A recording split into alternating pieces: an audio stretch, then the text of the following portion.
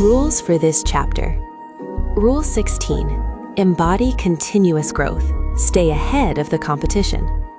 The never-ending advantage of self-mastery. Rule stated. Mastery is never final. The moment you plateau, you begin drifting toward irrelevance. Elite case example.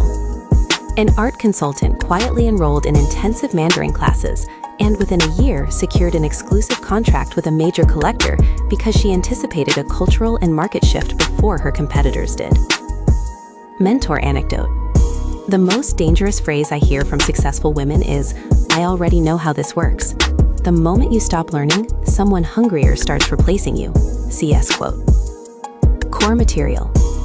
A sustainable career requires continuous self-assessment, deliberate skill enhancement, and the willingness to stay teachable even after visible success arrives.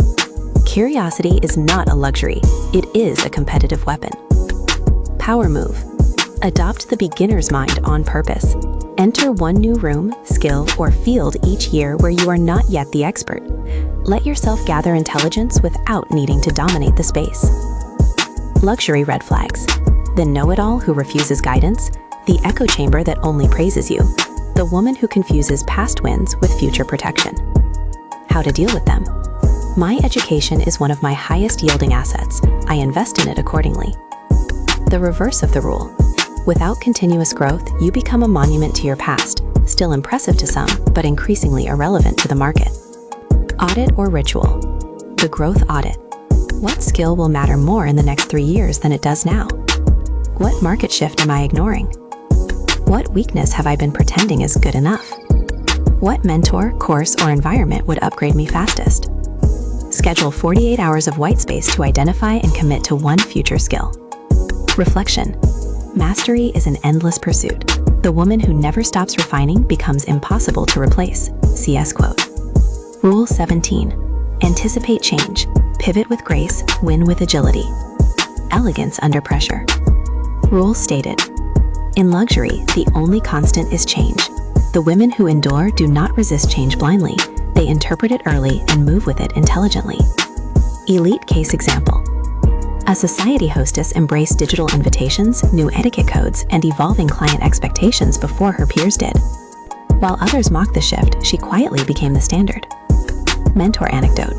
Adaptation is not a sign that your original strategy failed. It is proof that you are still intelligent enough to evolve. CS quote. Core material. Long-term success depends on resilience, responsiveness, and strategic flexibility. Market conditions shift, client preferences evolve, technology changes behavior. A woman who expects permanence from temporary conditions will always be caught behind the curve. Power move.